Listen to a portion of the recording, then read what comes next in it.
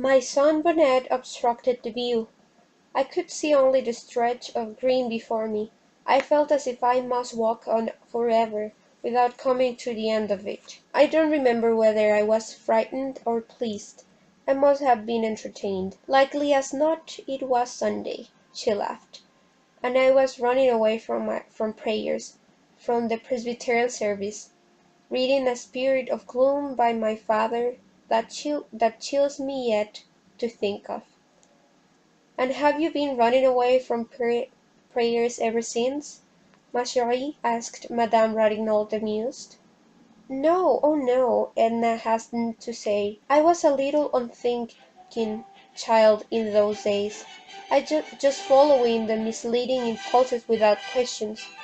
On the contrary, during one period of my life religion took a firm hold upon me, after I was 12 and why, I suppose until now, though I never thought much about it, just driven along by habit. But do you know," she broke off, turning her quick eyes upon Madame Ratignolle and leaning forward a little so as to bring her face quite close to that of her companion, "sometimes I feel this summer as if I were walking through the green meadow again, idly, aimlessly, unthinking and unguided." Madame Ratignolle laid her hand over that on Mrs. Ratignolle, which was near her. Seeing that the hand was not withdrawn, she clasped it firmly and warmly. She even stroked it a little fondly with the other hand, running in an undertone. "Pauvre Thierry!" The addition was at first a little confusing to Edna, but she soon lent herself readily to the Creole's gentle caress. She was not accustomed to an outward and spoken expression of affection, either in herself or in the others. She and her younger sister, Janet, had quarrelled a good deal through force of unfortunate habit.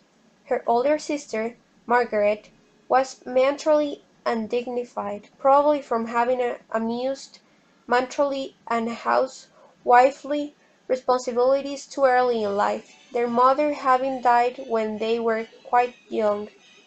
Margaret was not effusive, she was practical. Edna had had an occasional girl friend, but whether accidentally or not, they seemed to have been all of one type, the self-contained. She never realized that the reserve of her own character had much, perhaps everything, to do with this. Her most intimate friend at school had been one of rather exceptional intellectual gifts, who wrote fine-sounding essays, which Edna admired and strove to imitate, and with her she talked and glowed over the English classics, and sometimes held religious and political controversies. Edna often wondered at one propensity which sometimes had inwardly disturbed her without causing any outward show or manifestation on her part. At a very early age, perhaps it was when she traversed the ocean of waving grass, she remembered that she had been passionately enamored of a dignified and sad-eyed cavalry officer who visited her father in Kentucky. She could not leave his presence when he was there, nor remove her eyes from his face, which was something like Napoleon's, with a lock of black hair falling across the forehead. But the cavalry officer melted perceptibly out of her existence. At another time her affections were deeply engaged by a young gentleman who visited a lady on the neighboring plantation. It was after they went to Mississippi to live. The young man was engaged to be married to the young lady, and they sometimes called upon Margaret, driving over the afternoons in a buggy. Edna was a little miss, just merging into her teens, and the realization that she herself was nothing to the engaged young man was a bitter affliction to her. But he too went to the way of dreams. She was a grown young woman when she was overtaken by what she supposed to be the climax of her fate. It was when the face and figure of a great tragedian began to haunt her imagination and stir her senses. The persistence of the infatuation lent, in, lent it an aspect of genuineness. The hopelessness of it colored it with the lofty tones of great passion. The picture of the tragedian stood enframed upon her desk. Any one might possess the portrait of a tragedian without exciting suspicion or comment.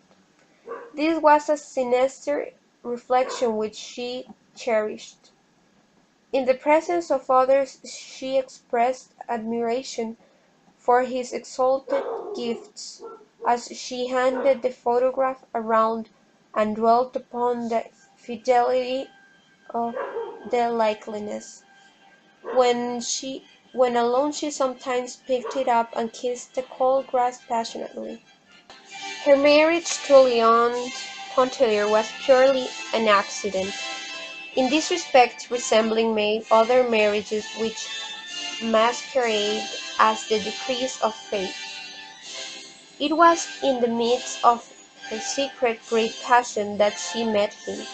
He fell in love, as men are in the habit of doing, and pressed his suit with an earnestness and ardour which left nothing to be desired.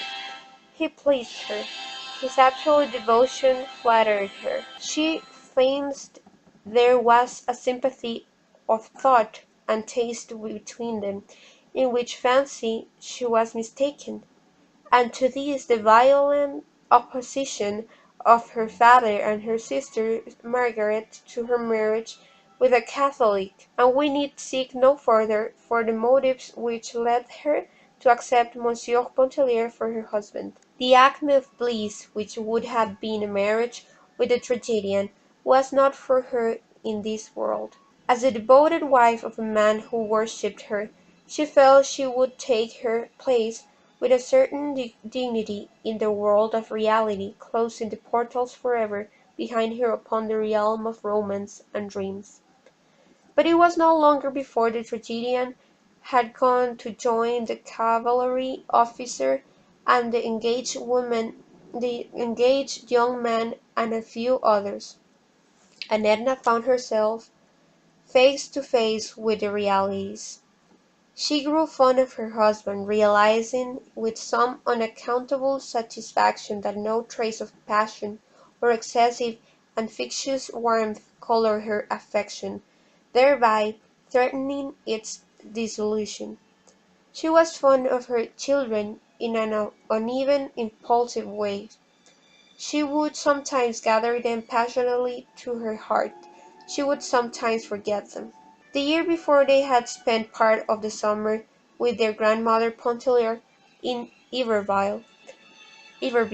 Feeling secure regarding their happiness and welfare, she did not miss them except with an occasional intense longing. Their absence was a sort of relief, though she did not admit this even to herself. It seemed to be her free her of a responsibility which she had blindly assumed and for which fate had not fitted her. Edna did not reveal so much as all to his Madame Ratignolle that summer day when they sat with faces turned to the sea, but a good part of it escaped her. She had pulled her head down on Madame Ratignolle's shoulder. She was flushed and felt intoxicated with the sound of her own voice and the unaccustomed taste of candour. It muddled her like wine, or like a first breath of freedom. There was the sound of approaching voices.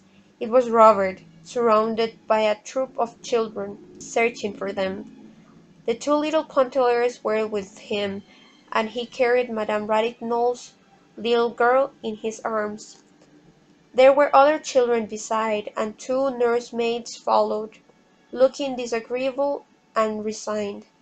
The women at once rose and began to shake out their draperies and relaxed their muscles.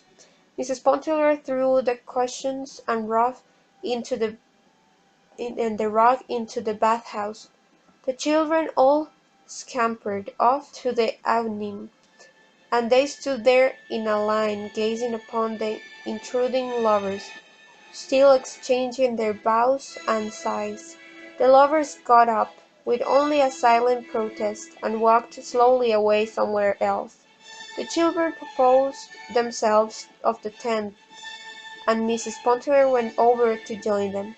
Madame Ratignolle begged Robert to accompany her to her house. She complained of cramp in her limbs and stiffness of the joints. She leaned dragglingly upon his arm as they walked.